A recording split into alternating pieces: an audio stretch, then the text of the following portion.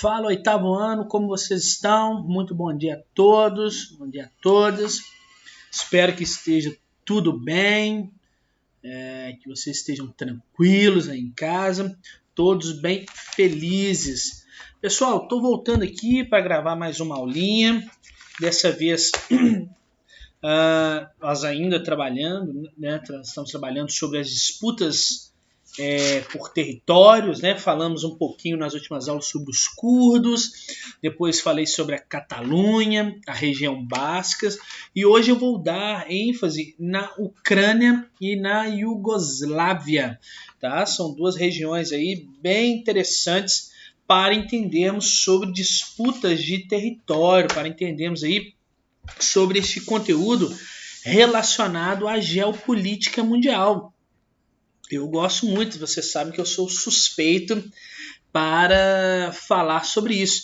Então, como na aula passada, eu vou colocar aqui um mapa, primeiro da Ucrânia, depois da Iugoslávia, e vou conversando com vocês em cima disso. Tá? E caso permaneçam dúvidas, caso vocês não entendam o que eu vou explicar aqui, vocês têm os diversos canais aí que podem me procurar para estabelecê-las, né? Lembre que vocês podem colocar aqui na parte dos comentários desse vídeo, né, sua dúvida, que eu faço questão de respondê-la depois.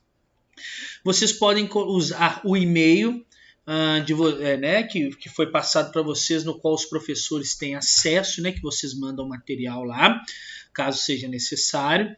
Vocês podem anotar a dúvida para conversar comigo durante a nossa live, né, que tem acontecido aí toda quinta-feira, 10h40. Estão sendo ótimos momentos para consolidarmos o conteúdo, tirarmos dúvidas e, sobretudo, também termos uma interação um pouco maior, né, tem sido bem legal mesmo, tá?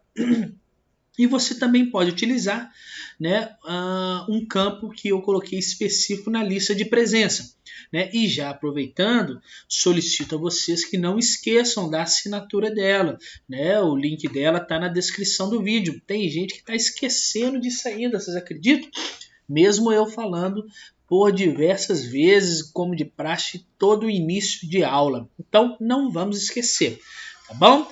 Então vamos lá, vamos ver a disputa por território nesses dois locais aí, Ucrânia e Iugoslávia. Já ouviram falar? Talvez a Ucrânia, né, você já tenha ouvido falar, porque ela ainda existe, né, como um país chamado Ucrânia. Mas a Iugoslávia não existe mais. E nós vamos discutir, vamos falar logo os porquês disso.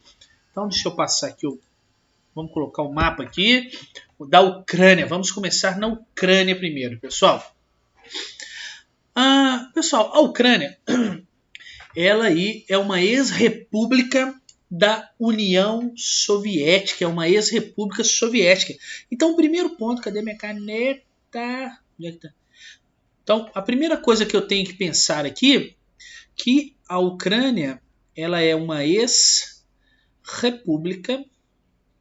Eu vou escrever algumas coisas aqui, tá? E aí vocês copiem aí depois. Uma ex-república soviética. Ou seja, ela fazia parte no passado da União das Repúblicas Socialistas Soviéticas. Ok? E então a Ucrânia, né, fazendo parte, sendo aí uma ex-república soviética, ela é estratégica por possuir a mais importante frota naval russa no Mar Negro. Então, a Ucrânia aqui, ela possui a mais importante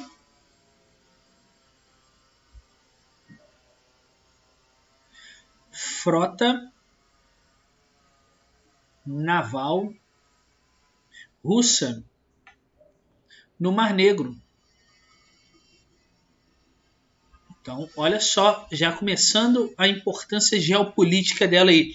Essa base, né, da frota naval russa no Mar Negro fica aqui, ó, neste local aqui, ó, Sevastopol. Nessa região aqui, percebam que isso aqui é a Ucrânia, tá? E bem aqui, né, tá essa base aí naval do Mar Vermelho, né? Aqui tá o Mar Vermelho aqui, ó, ok? Então, olha só. A Ucrânia é uma ex-república, então, soviética. ela é estratégia para possuir a mais importante, né, base da frota naval russa no Mar Vermelho, localizada aí na cidade de Sebastopol, que eu mostrei para vocês no mapa, né, na região da Crimeia. Crimeia faz parte aí da Ucrânia, tá? E a Ucrânia, né, como um todo, ela é extremamente importante por ser o caminho que passam os gasodutos russos que abastecem a Europa. Então, além de ter a mais importante frota naval, cadê a caneta, gente, que está sumindo toda hora, que eu não estou entendendo, está lá embaixo, né? Ela também tem aqui, ó, ela é importante pela presença dos gasodutos, tá? Que vão se dirigir à Europa, tá desse lado aqui, ó. E aí, pessoal, então ela é extremamente importante, né, pela estar primeiro dentro da Ucrânia, a mais importante frota naval russa do Mar Negro, e também porque passam os gasodutos, né, da Rússia em direção à Europa, que eu mostrei para vocês, está aqui do lado, tá?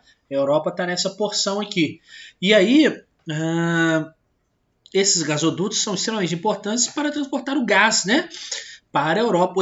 80% de todas as exportações da Rússia, que está aqui, vocês já perceberam, né? Ela está aqui do lado, elas passam pela Ucrânia.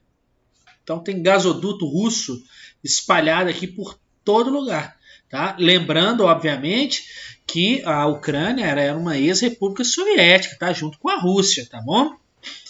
Então vamos lá.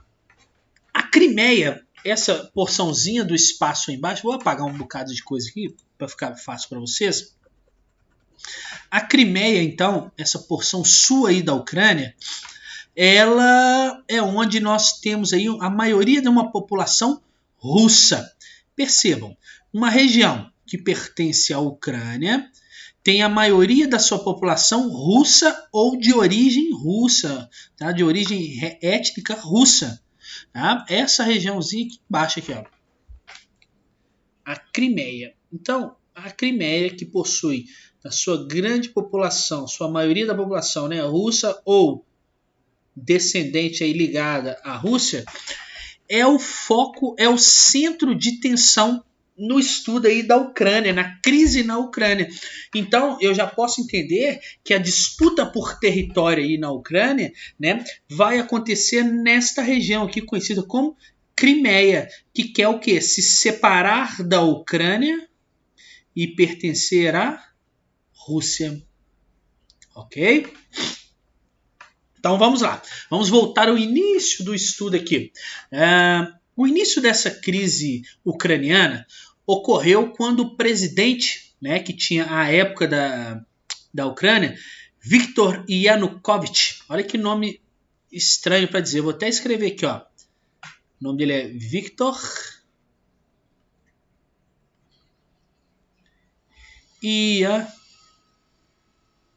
Yanukovych.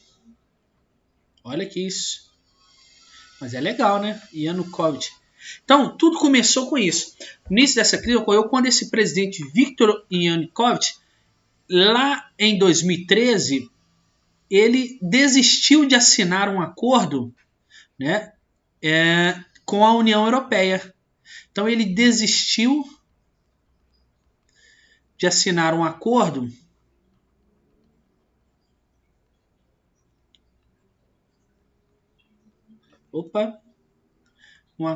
com a União Europeia. Então, olha a confusão que vai dar. Esse acordo, pessoal, era um livre comércio com a União Europeia, que nós sabemos aí que é o maior bloco econômico que existe no mundo, né? Os maiores desenvolvimentos econômicos estão aí neste bloco. Então, ele desistiu de assinar esse acordo com a União Europeia, alegando o seguinte, que ele preferia aprofundar as suas relações econômicas, as suas relações comerciais, com quem? Com a Rússia. Então, olha o que vai acontecer aí.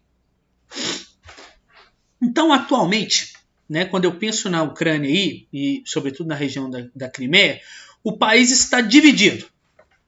Com a porção leste do país aqui, incluindo a Crimeia, tá? Sendo fiel à Rússia,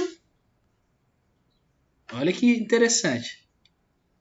E o oeste, o restante do país aqui, essa parte toda aqui, desejando o quê? Uma aproximação com a União Europeia. Então, olha aí. Essa divisão, então, ela remonta aí, tá, à época do colapso da União Soviética, tá, que vocês já devem ter estudado em história, em 1991. E se reflete aí na cultura e no idioma. Por exemplo, o russo é falado pela maioria da população do leste aqui, ó. Russo. Tá? Enquanto o ucraniano é falado pelo restante do país aqui, né? No norte, no oeste, nas regiões mais próximas da Europa. Então, olha as divisões aí que já estão vindo desde o passado, tá? E essas oposições, né, essas diferenças, elas servem como base para se criar uma oposição, né? Pois os protestos, né, eles aí vão ocorrer justamente por essa diferenciação, tá? Então, importante eu saber que a Ucrânia, ela detém aí laços econômicos tanto com a União Europeia quanto com a Rússia, tá ok? Só que os inícios dos conflitos aí, eles começaram quando esse presidente aí, em 2013, ele desistiu de assinar um acordo com a União Europeia, né? Sendo que o leste europeu, incluindo essa região aqui da Crimeia, eles são pró-russos, eles são a favor de se manter aliados à Rússia. E o restante da Ucrânia não quer isso, eles querem ter uma aproximação maior com a União Europeia. Mas vamos ver mais confusão que vai dar nisso aqui. Lembra que eu falei que a Crimeia aqui, ó, a maior parte da população ela é russa ou de origem russa? Então, vai vendo o que vai acontecer agora. Olha só, deixa eu voltar minha canetinha, se eu precisar dela.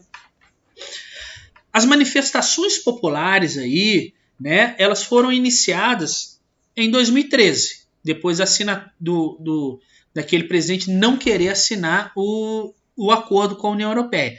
Então, as manifestações populares iniciadas em novembro de 2013, né, elas visavam aprofundar as relações com a União Europeia. Então, todo o restante da Ucrânia aqui, ó, que eu falei com vocês, toda essa porção aqui estava fazendo protestos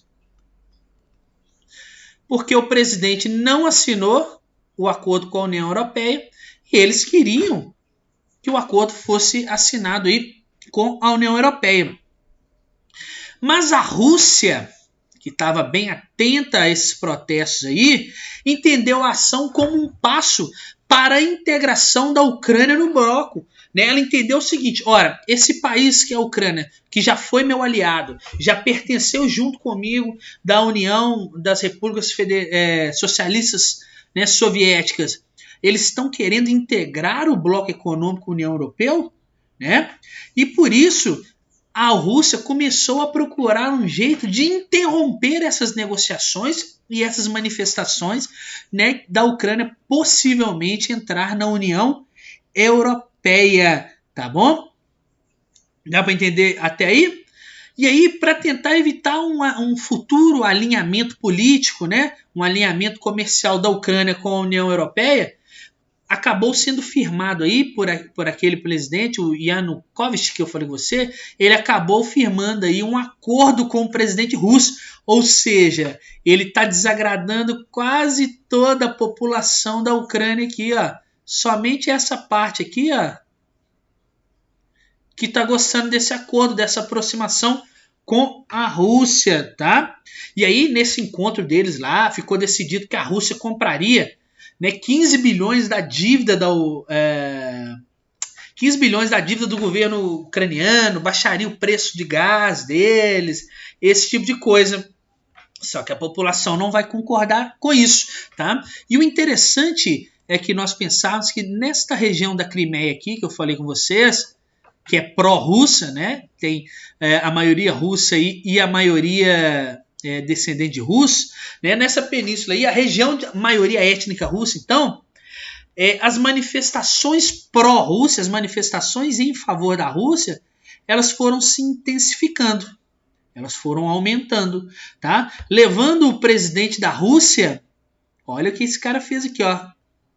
a determinar uma ação militar nessa região aqui, já que o restante da Ucrânia queriam eles queriam como, né, uma aproximação da União Europeia, e somente aqui a Crimeia, principalmente, e esta região aqui, o leste ucraniano, queria se aproximar da Rússia.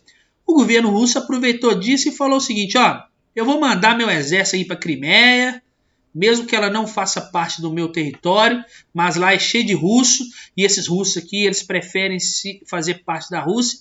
Estou mandando meu exército para lá para poder regularizar essa situação, para poder normalizar essa situação. E aí em 2014, olha como que é recente essas disputas, né, esses conflitos. Em 2014, tá, a rivalidade entre a Ucrânia e a Rússia a respeito da Crimeia aumentou. E os protestos que antes eram pacíficos, eles se tornaram extremamente violentos. Tá? E acabou culminando, esses protestos foram tantos que acabou culminando aí na destituição, tá? Na saída daquele presidente ucraniano, Viktor Yanukovych, pelo parlamento. Então o parlamento ucraniano tirou o presidente do poder, tamanha era a insatisfação do pessoal, né? Começou lá com uma questão da União Europeia, de um acordo, né? E está culminando aqui na invasão militar russa na região da Crimeia. E aí o parlamento tirou esse presidente do poder e foi instaurado um governo no restante da Ucrânia aqui, né? A capital da Ucrânia é Kiev, tá? E aí foi instalado um governo aqui na Ucrânia que era a favor da União Europeia. E aí o que vai acontecer? Então a porção ocidental aqui, a porção oeste aqui, reconheceu esse novo governo que foi colocado pelo parlamento, mas a Rússia aqui, ó, junto com a Crimeia, entendeu que foi um golpe de Estado, que eles não poderiam tirar o presidente ucraniano, que era a favor da Rússia e a favor da aproximação da Rússia. Tá? Então a Rússia entendeu que isso foi um golpe de Estado. Tá, ok? E aí, eles aproveitando disso, os russos aproveitando disso, eles fizeram uma consulta à população da Crimeia falando o seguinte: olha, vocês querem permanecer aí juntos da Ucrânia ou vocês querem fazer parte da Rússia? Óbvio que a população, como a grande maioria era russa, ela votou a favor de permanecer com a Rússia. Só que isso é ilegal, tá? É ilegal porque esse território pertence à Ucrânia, né? E a Rússia não poderia intervir nessa região aqui, ainda mais perguntando à população se ela queria aí, fazer parte da Rússia, né? Sabendo que lá existe uma importante base naval russa, né, e tudo, ela não poderia fazer isso. Então, este é um conflito por disputa de território, percebam, né, que envolve aí a Ucrânia e a Rússia pela região da Crimeia. Até hoje está esse embate, está esse problema aí na região da Crimeia, tá? Da Rússia tendo invadido o país militarmente, a Crimeia, né, desculpa, invadido a Crimeia militarmente e anexando esse território ao seu, tá? E isso não é bem visto pelo mundo. Os Estados Unidos e outros países da Europa já até condenaram a Rússia na ONU e tal, com sanções econômicas, sanções comerciais, mas até hoje nada foi resolvido, tá? E fica esse impasse, né? Era a mesma coisa, imagina se um país do lado aqui, por exemplo, o Uruguai, né, começasse a falar assim, ó, a partir de hoje o Rio Grande do Sul, lá né, que está aqui no território brasileiro, a partir de hoje é meu. Eu consultei a população e eles falaram que querem ser anexados aqui no Uruguai e eu estou enviando meu exército para aí, que se você quiser tomar isso aqui, você vai ter que me enfrentar militarmente. Imagina a confusão que daria. Não é certo, né? Percebam a disputa por território. Então esse é o conflito, a crise na Ucrânia, sobretudo da região da Crimeia. Vamos ver mais um? Agora sim nós vamos falar aqui, ó, sobre a Iugoslávia, né? Também uma região, essa região aqui da Iugoslávia é conhecido como Balcãs. Já ouviu falar nisso? Os Balcãs, tá? Então, os Balcãs, né, a região dos Balcãs aí, é uma península, ela compreende essa região aqui, ó. Essa região aqui, todinha. Eu não vou circular direitinho, senão nós vamos ficar aqui até amanhã. Essa região toda aqui, essa península é conhecida no mundo aí como sendo um barril de pólvora. Por que um barril de pólvora? Vocês imaginam? Porque lá tem muitos conflitos, né? E esses conflitos, eles explodem a todo momento, tá? Então, a região dos Balcãs aí, onde vai ficar a Iugoslávia, nós vamos falar logo logo, ela é considerada um barril de pólvoras, né? E por ser considerada um barril de pólvora, né, nós temos vários conflitos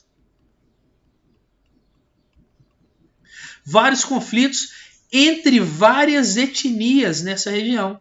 Entre várias... Nossa, a letra tá demais, né? Etnias que aqui vivem, tá? Então, este conflito, essa região, conhecida como Balcãs, né, ela é um barril de pólvora porque tem vários conflitos entre as várias etnias aqui presentes, tá? Historicamente, eu pensando na história aí, é uma região de convergência, uma região que juntou ali muitos povos e muitos impérios, tá? Eu já tive nesta região aí, ó, o Império Turco, o Império Russo, olha só, tudo já teve vivendo e dominando essa região aí, tá? Eu já tive aí o Império Austro-Húngaro, que vocês já devem ter ouvido falar aí. Já tive também o Império Grego, o Romano, entre outros. Então, uma região no qual já tive a convergência de diversos impérios, ok? Então, eu posso já entender que é uma região também com diversos povos, com diversas etnias que ali ocupam, tá? Em 1912, mais ou menos, nós tivemos aí as chamadas Guerras Balcânicas, que foi o pessoal dessa região aí, né, entre 1912 e 1913, que eles entraram em guerra. E após a Guerra Balcânica, eles formaram nessa região aí, vou colocar entre aspas aqui, as chamadas Terras dos Eslavos do Sul. A Terra dos Eslavos do Sul passou a chamar, a partir de 1920, Iugoslávia. E eu já vi a Iugoslávia jogar. Antes tinha um time da Iugoslávia, mas depois eu falo sobre isso. Então, essa Iugoslávia, após essas guerras balcânicas, ela nada mais é que a união entre esses povos aqui, entre os reinos, tá? Da Sérvia, da Croácia, da Eslovênia. Então, esses povos, eles se juntaram aí e criaram aí a Iugoslávia, tá? E durante já a Segunda Guerra Mundial, olha, eu estou fazendo uns saltos históricos aqui, senão a aula vai ficar imensa, né? Durante a Segunda Guerra Mundial, esse território foi invadido por quem? Pelos nazistas. Nazistas, tá? E os iugoslávios, eles acabaram resistindo, né, aí à invasão nazista. E eles resistiram a essa invasão nazista através desse cara aqui, ó, sob a liderança de um croata chamado Marechal Josip Broz Tito. Então, eles, sob liderança do Marechal Tito, eles resistiram à invasão nazista na Segunda Guerra Mundial, tá?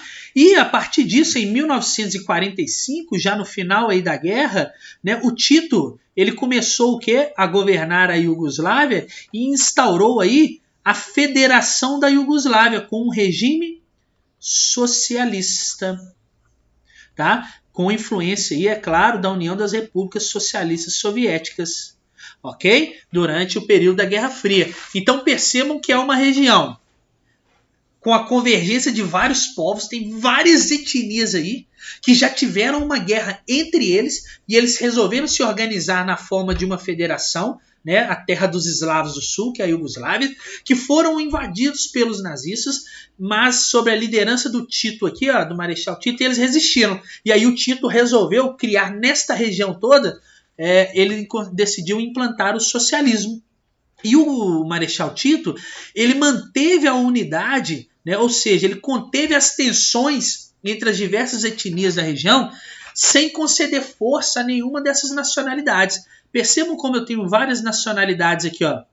Ele não, mesmo ele sendo croata, ele não cedeu, assim, ele não deu mais força à Croácia dentro da Iugoslávia, ou não deu mais força para a Bósnia, para a Sérvia, Montenegro, enfim. Então ele controlou,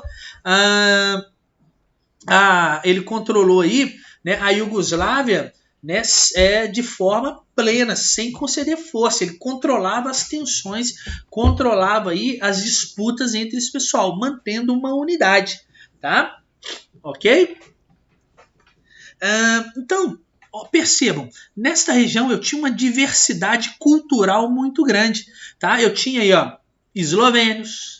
Percebam que, além da diversidade cultural, no que eu vou falar aqui, existe uma diversidade religiosa também. Então, olha como é que vão ficar as disputas de território aí. Eu tenho aí, ó, as culturas, as etnias eslovena, católica, eu tenho croatas que são católicos, eu tenho os bósnios que são católicos, tem muçulmanos, tem ortodoxos, tem os sérvios, eu tenho os montenegrinos, que são muçulmanos e ortodoxos. Percebam, na mesma região.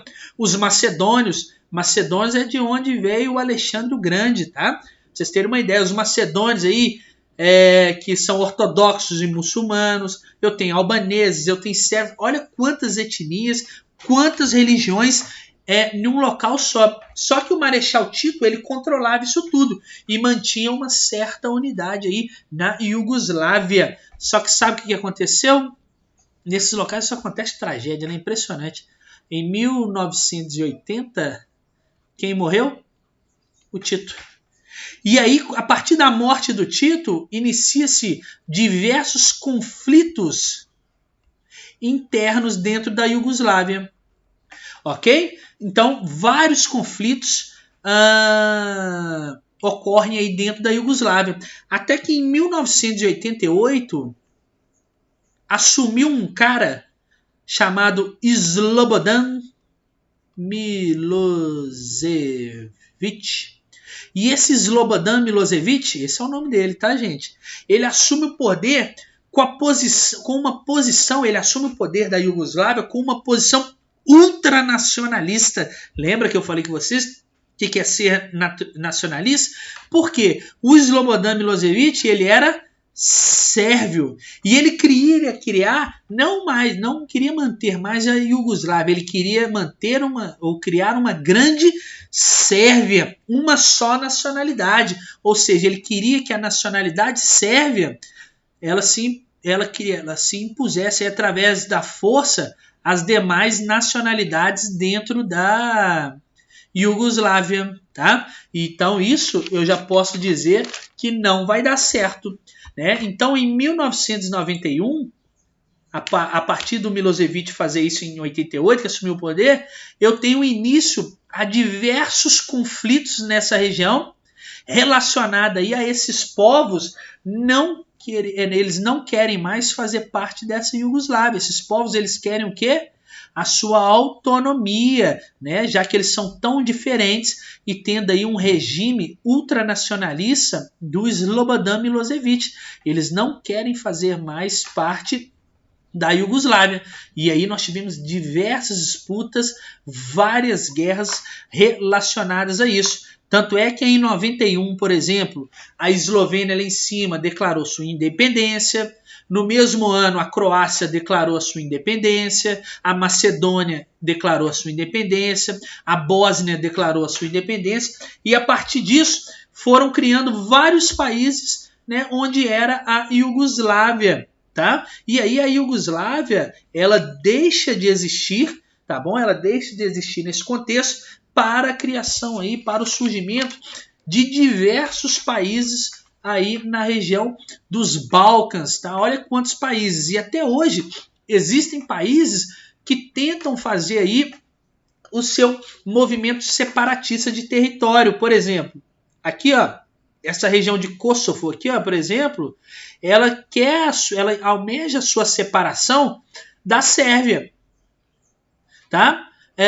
Eu também tenho aqui essa região aqui de Vojvodina querendo também fazer a sua separação aí, né, ter a sua autonomia em relação ao outro país, tá? Então, percebam como a região ela se tornou aí um barril de pólvora, de fato, pela simples presença de várias etnias com várias regiões, uma região que se juntou aí para formar um país, a Iugoslávia no passado, o reino dos sérvios, né, o reino dos eslavos, desculpa, tá? E que foi controlada aí sobre o regime aí do Marechal Tito, né, que ele não pendia, ele não favorecia nenhum dos lados. Só que depois que ele morreu, assumiu o Slobodan Milošević, né? E esse Slobodan Milošević, ele tinha uma visão ultranacionalista, né, em criar a Grande Sérvia, entre a Sérvia se impor em cima dos outros países. E isso acabou irrompendo em diversos conflitos, diversas disputas territoriais que levaram aí à independência de diversas regiões dentro da Iugoslávia, tá? Então, Iugoslávia não existe mais hoje. Existem somente esses países aí que um dia fizeram parte da Iugoslávia. Ok? Então, pessoal, a aula ficou um pouquinho longa, mas era preciso, tá? Nós trabalhamos sobre esses dois países. Eu espero que vocês tenham entendido, né? Qualquer coisa eu encontro à disposição para responder, para esclarecer com você possíveis dúvidas, tá? Leiam o material de vocês, leiam a apostila, tá? Que trata sobre esses dois episódios, tanto da Ucrânia como da Iugoslávia, e faça todos os exercícios que foram propostos em matriz ou do livro, tá bom? Qualquer coisa, então, estou à disposição. Muito obrigado e tchau para vocês. Até a próxima aula.